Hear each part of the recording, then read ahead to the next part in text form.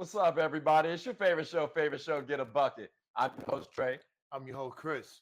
And like I said, we're on Get a Bucket. How's everything with you, bro? My dog, what's going on, man? Not much, man. You know how we do up here. Just got another game waiting for the fans. So Yes, sir. should we get right on into it?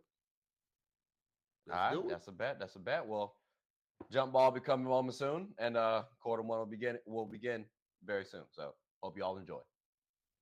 DC the beat man. DC the beat man. So epic.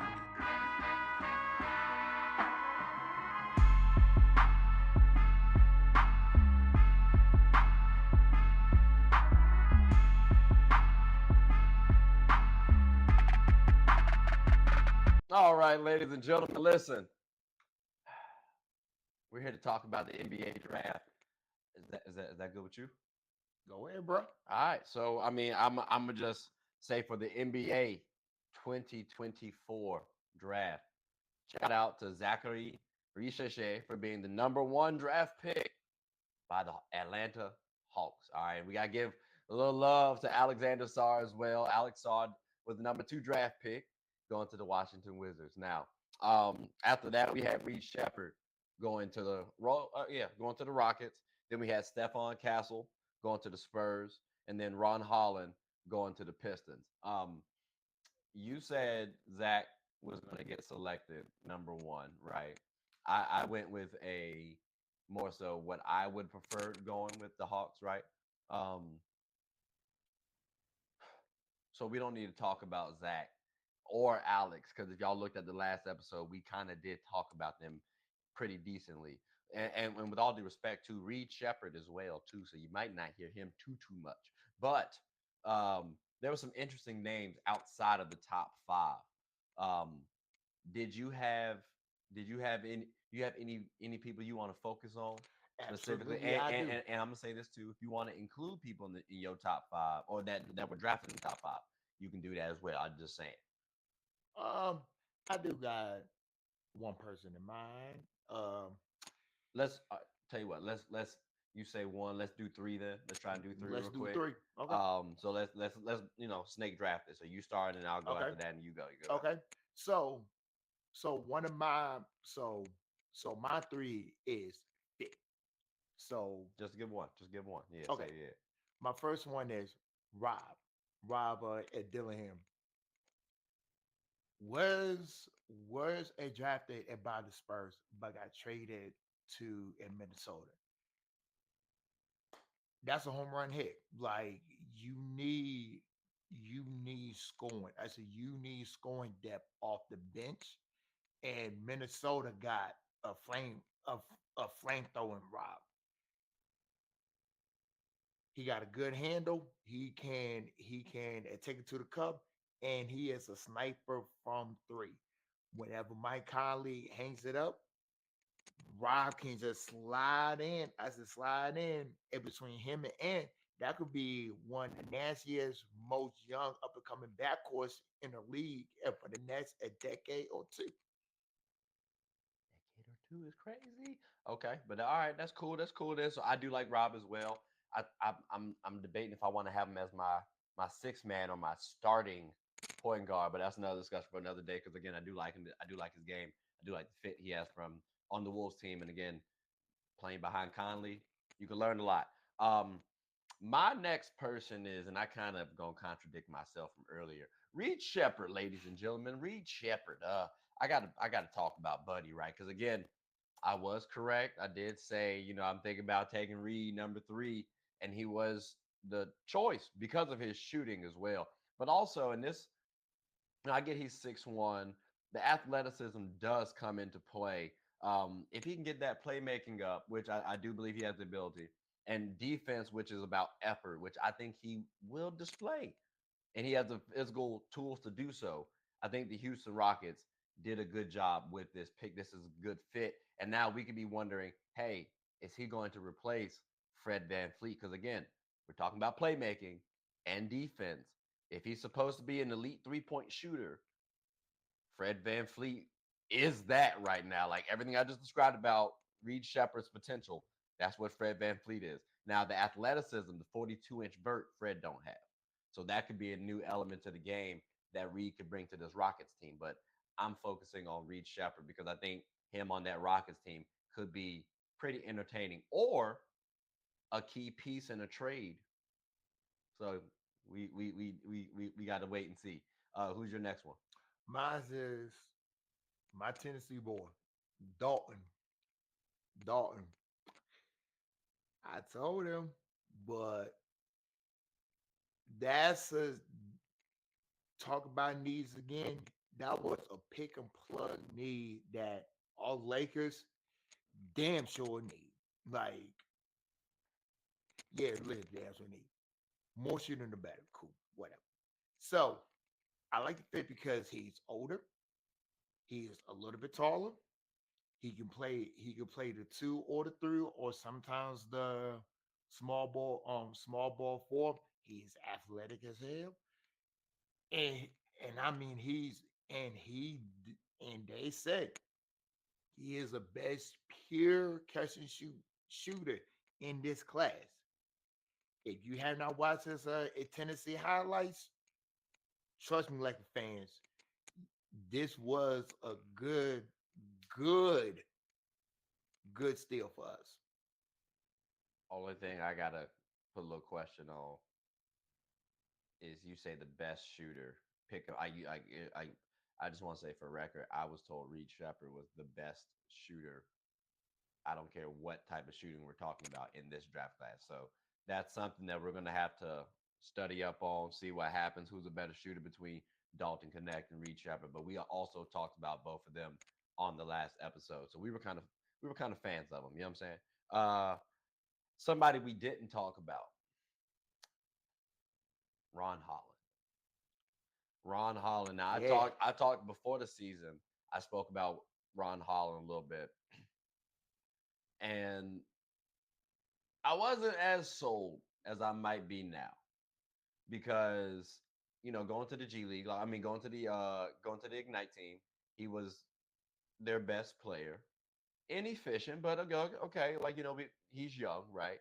So for me, I think he'll be able to bring a toughness to the Pistons, and he's about 6'5", 6'6". So that's good height that you bring. I think we might be, ladies and gentlemen, talking about Cade Cunningham and Ron Holland as another Jalen Brown, Jason Tatum like duo. Because again, he's able to attack the basket. Mm-hmm. He's athletic enough. Mm-hmm. Kind of gives me Jalen Brown out of Cal vibes, just a little bit better on the offense. So if he can reach to that potential, I think the Pistons might finally have something here. And we can be talking about them going to the playoffs finally. Like I said last year, that can become true potentially. But I'm looking at Ron Holland because he fits well there. So, what you got for My last one, my boy from Pittsburgh, another fit. What's his name? me? You said flip. Oh, my bad, Flip. This like the only time a Carolina fan is literally going and talk about a Duke player, but I don't know what's going on with Utah, but y'all do love y'all big man. A big man is shooting threes, huh? But no, all jokes aside, Walker don't be shooting no threes, but go ahead.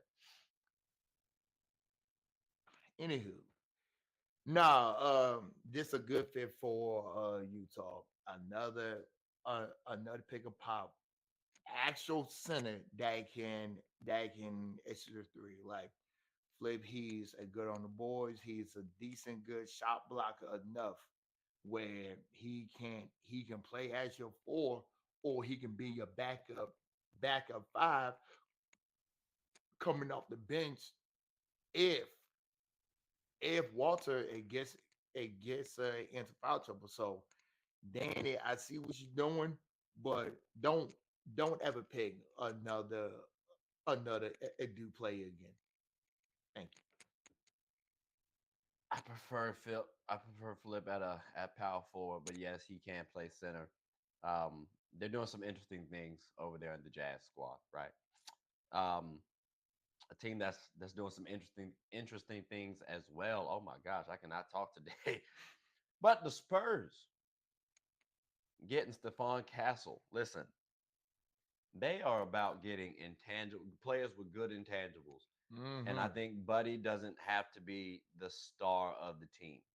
And coincidentally, he's not going to be the star of the team. That's Wimby. So knowing that already, and I heard him too saying he just want to come in and do work. Mind you, all rookies say that, right? But we appreciate the fact that you at least saying it. Okay, I think he gonna go out and prove it because he did so at UConn. He did so at the championship game. He wasn't the leading scorer during the regular season. Turned it up in March Madness. So for me, knowing he's a two-way player, and we're talking about fit going forward, I'm looking to see how he pairs with the rest of the squad. Because you got a Jeremy Sokan out there, you got a Devin Vassell out there, you got players who can actually play with Wimby. But if he can showcase, he can be a future building block. I think we need to pay attention to that. So this is going to be the next two seasons for Castle. I'm curious if he's going to be able to make a home or a castle, I guess, in San Antonio. So that's my third person. I kind of like our list. I kind I of do like our too. list. I Yeah, do too. I'm curious if y'all can come up with a better listing of players to actually follow. You know what I'm saying? Um, uh, and don't we're not including Bronny in this. Okay, let's not cheat. All right, Yeah, yeah, that's yeah, trifling. Okay, yeah. No. let's be a little selective and not the first two picks. Okay, like let's be a little decent. But the buzzer did just go off. So we're gonna take a quick little hiatus, come right back, pay some bills. But when we come back though, we definitely got more basketball to talk about. So you good? I'm groovy. All right, that's groovy. Okay, old school, the cool. All right, we'll be back after a moment from our sponsors. Peace.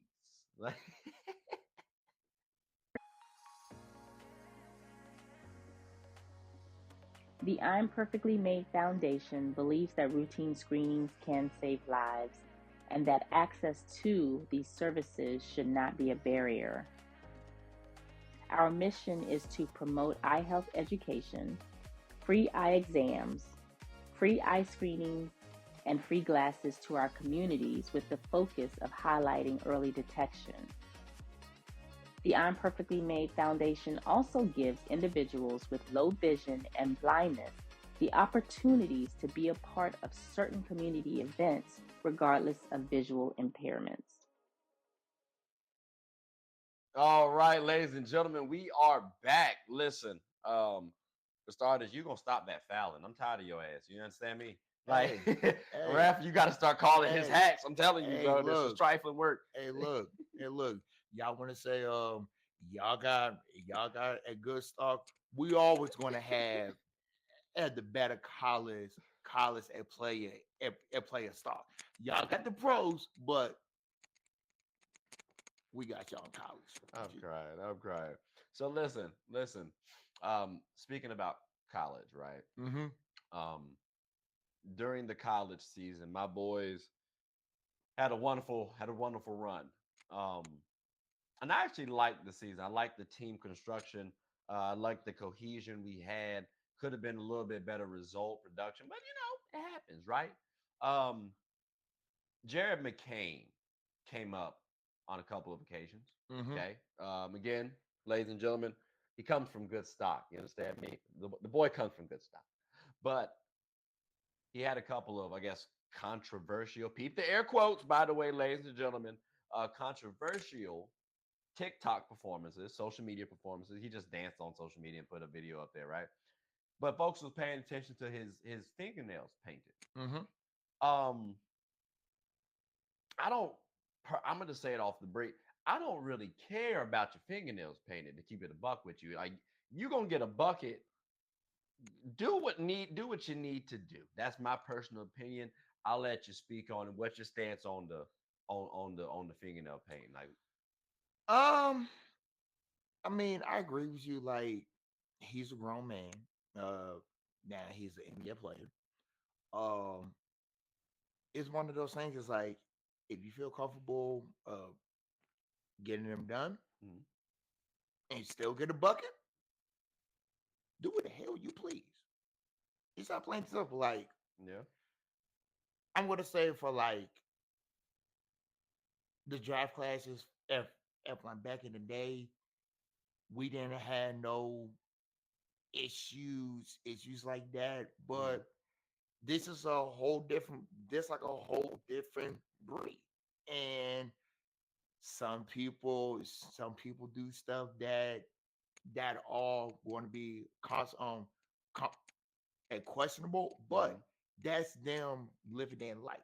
Yeah. So like if if we don't have a problem with it, then I guess like it should not be that big of an issue. But the crazy thing is though, I feel like it's gonna come up in conversations. I feel like it's gonna come up during the summer, during the off season. Like it's gonna come up so often, bro. And it's gonna be annoying because now I y'all are focusing on this man's fingernails. Like again, he said he brought it up like or he got asked about like with the like why what's the inspiration? And he said, okay, well, Jordan Clarkson, he saw do it, and then he tried it, and then he kept it going. And this was during the beginning of COVID, ladies and gentlemen. Mm, So it seems to be something that he likes. So if it works for you, cool. And again, I'm a testament to say, Buddy was hooping his ass off last year for mm-hmm. us. So, and I'm very surprised he only 6'1" too, because I thought he was 6'4". Again, he was rebounding the hell out the ball. So the fact that he was able to rebound the ball at 6'1", he is a little scrappy. He does show a lot of heart. And again, that's a fella with his fingernails painted. Again, like back in the day, if you were a dude with fingernails painted on the basketball court, maybe outside of like Dennis Rodman, you might get chastised. Like back in the day, that was like I'm not gonna sugarcoat it, but it's a different day and age. And fingernails painted, toenails painted, it does not stop you from getting a bucket, like Bucket, you said. damn right. So I hope it don't have too much traction out there. But I did want to talk about it because I know it's going to get traction out there. So I do at least want to give Jordan a little love out there and some support to at least show you, you know what, not everyone's going to be ignorant about it again. Hey, get a bucket, my brother. Exactly. And look, there are grown men out there that get manis and petties. All right. I got some homeboys that were talking about getting a clear coat just about a couple days ago. You hear me? So like and they are straight. Okay. Trust me. So it's not an issue with getting fingernails paint or particularly getting your fingernails painted, whether you're straight, whether you're like it does not matter who It you don't are. matter. It does not matter in the game of basketball, especially. So, but you got to be comfortable. But as y'all just heard, ladies and gentlemen, I think the buzzer had just sounded, um, unfortunately. But that was a good little conversation. So we can head to halftime, come right back, pay some bills. But when we come back, ladies and gentlemen, we will have much more to talk about. So hope y'all stay tuned. Hooping is an activity that can be enjoyed by all. It's a team game about getting and stopping buckets. Everyone's always rushing to the goal. Well, make sure to rush and watch Team Gold Rush, one of the best teams in the Special Olympics of Virginia. Team Gold Rush even has former NBA All-Star participants on the team. Clearly, they've struck gold. Ready to suit up and practice? I know. We talking about practice. Not a game, not a game. We talking about practice. Practice still makes perfect. So when the opponent starts hitting their shots, Team Gold Rush can bounce back due to their training. Remember, offense sells tickets and defense wins championships. Watch us get a bucket and rush for the gold. We aim to be that gold standard. So want a team where you can win and have fun? Team Gold Rush is your number one. All right, ladies and gentlemen, we are back. Listen, Chris, like,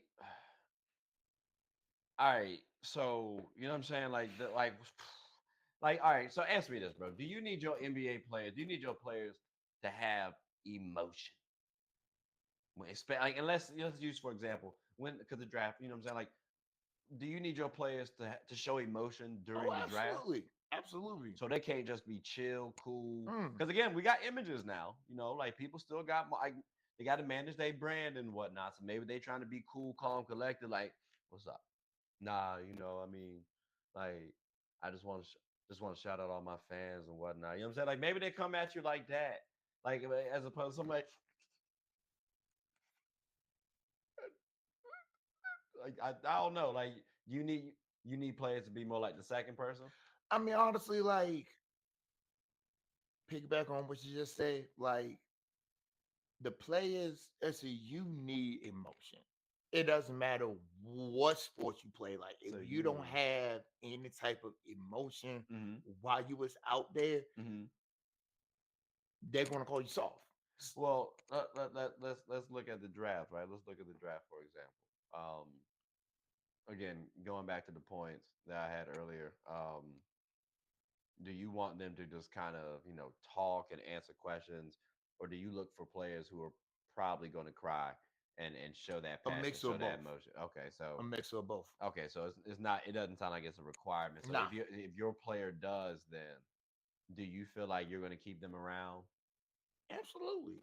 Okay, because so I look at it like this: if my player shows me emotion at the NBA draft, and maybe I'm looking at it a little differently than you, I'm going to take note of that That and they possibly are put forth a little bit more resources into them, because I think they're going to care more about the game than somebody else will. Like everybody has talent when you enter the league, that part. but the caring aspect is what separates folks. So Mm-hmm. for me, like let's use a player like Matas, right?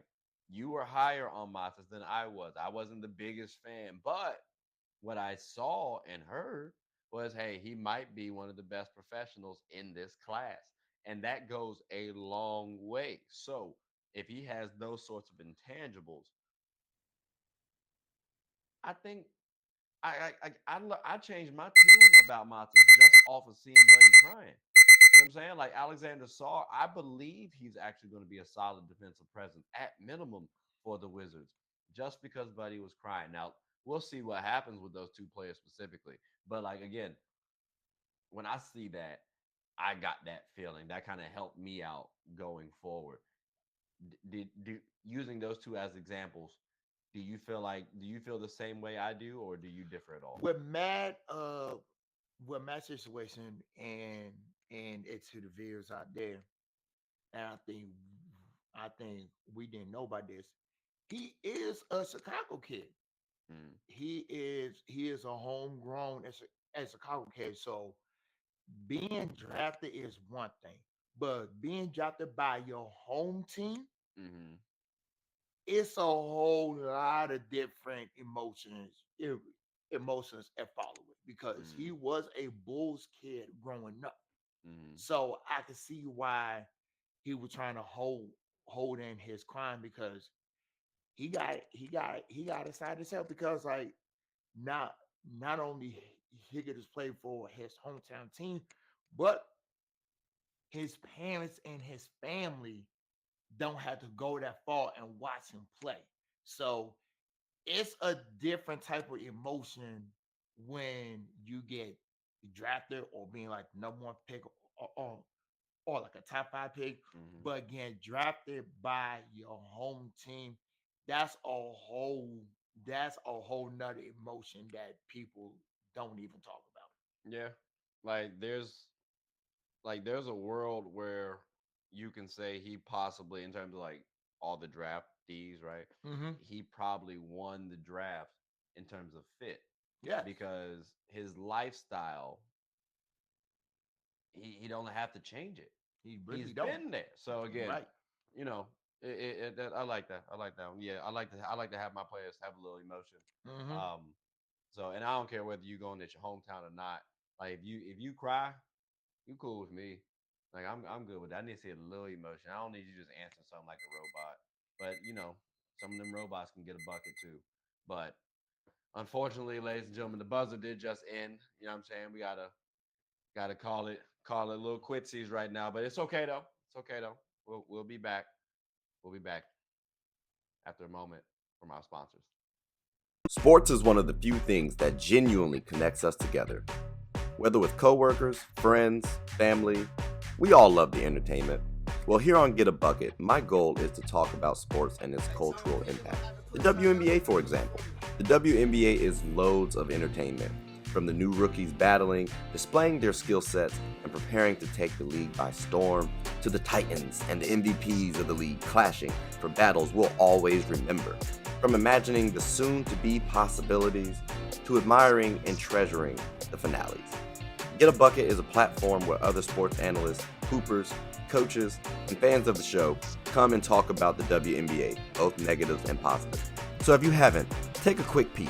At the very least, you'll have a good time. Remember, sports is one of the few things that genuinely connects us together. So please, tune in and stay connected.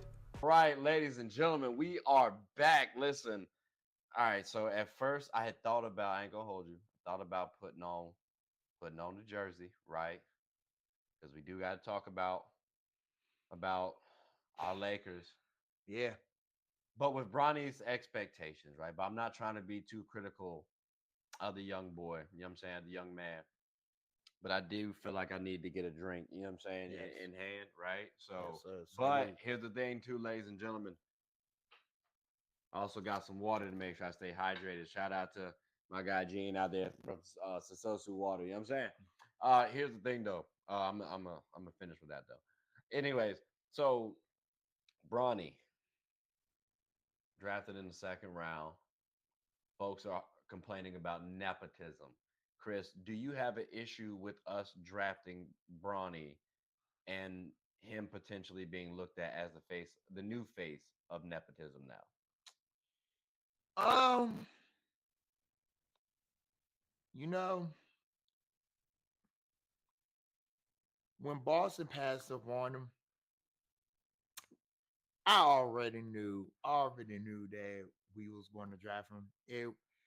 It everybody was saying, oh, oh no, like he was going to do his own path and all that. Man, cut the crap, Mhm. cut the cap. All right, you know LeBron will be damned if he don't play with his son. I don't care.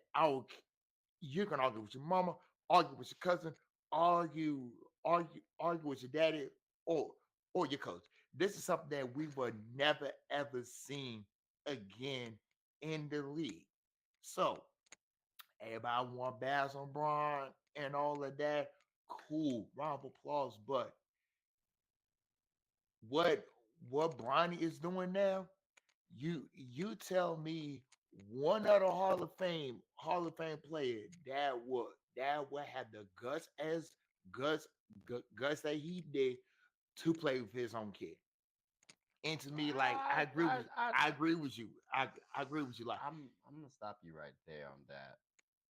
I think there's a lot of players who would have the guts to play with their own kids. Like, if you mean to tell me if Gilbert Arenas could play 20 seasons, I think he would have the guts to play with his own kid.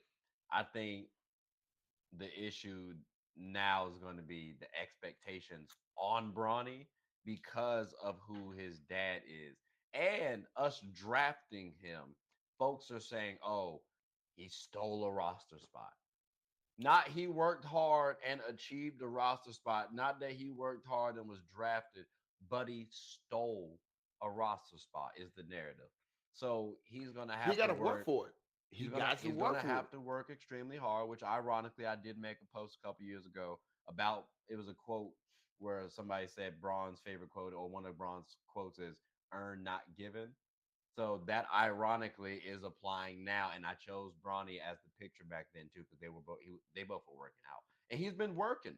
So my expectation of Bronny is is low because again we have so many holes to fill right now. Yes, Now a when I lot say of hole food. when I say holes, I mean like just from a roster standpoint because Yes, JJ's coaching, so we got to figure out who he has to figure out who he thinks is best for where, right?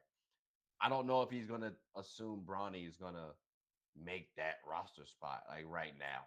He could go to the G League. Like I could expect that. Like develop into a solid player. There's nothing wrong with that at all. He could still come back in the regular season at some point in time. But those are my expectations of Bronny James right now. I mean, well, uh, it, at the same thing with me. Like the the G League is a safe route. If not, mhm. maybe a two-way contract here and there, but like the the G League is.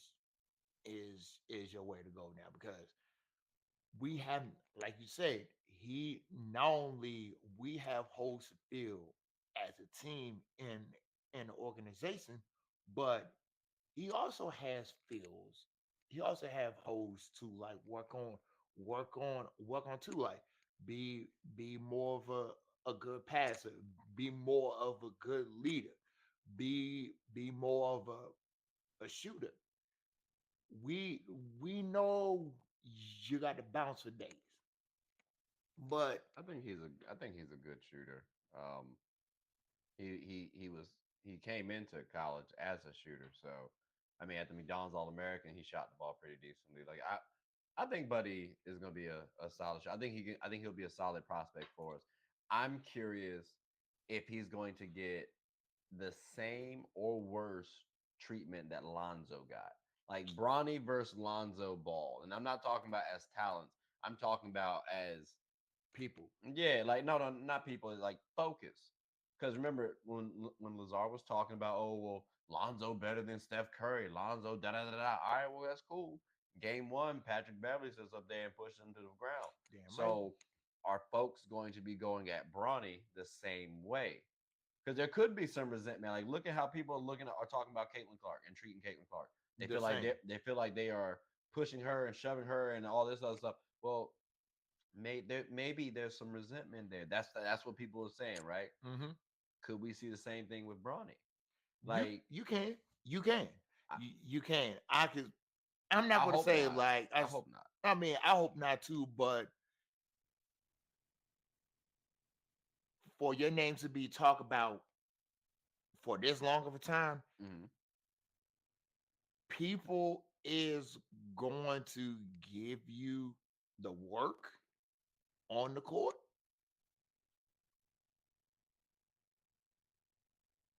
but as a human being, like we're not going to slander you, but like you, Folks are going to slander him. I ain't gonna hold you. Folks are going to slander him. And let me throw this out there too. So let's say it doesn't work out with Bronny, right? Again, I'm pulling for Bronny, but let's say it doesn't me work too. out. 2 years from now, folks are talking about potentially the Lakers being in a position to draft Bryce James.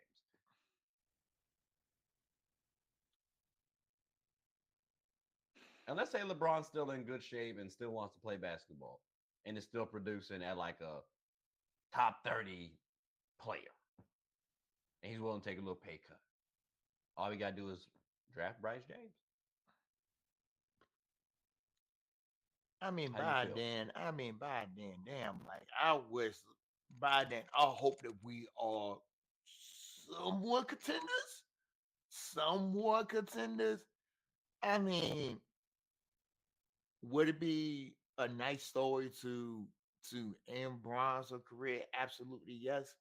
But again, like we still got a lot of holes, a lot of holes Mm, and exit fill on. okay. Okay. I would be curious about drafting Bryce. I would be a little hesitant, but again, that's also because of LeBron's age. Like I'm not trying to bank on a aging superstar. I didn't want to do that from jump, but Mm-hmm. I feel it too. Like although we have just created the father son pairing in the NBA, so what doing two? I don't know. Like I don't know what it really does for the NBA at that point in time. It's a good story, but we've already seen this happen. But maybe if Bryce is good enough. But we got to wait and see what happens though. But unfortunately, ladies and gentlemen, the buzzer did just end. So our tracking of Bronny, at least our talking of Bronny, has got to come to a conclusion. But we'll be following Bronny because again, he's on our Lakers as we drafted him. Hence why we drinking. But it's out of celebration though, not because of see. I don't want them to do that. I don't want them to act like we drinking because we disappointed. I'm actually excited, but it got good potential for me. But after I drink this, probably gonna parlay this to Sosu water. So I mean, you got anything you wanna you got anything you want to say before we close up shop? Welcome, rookies. Welcome. We see y'all in the Summer League.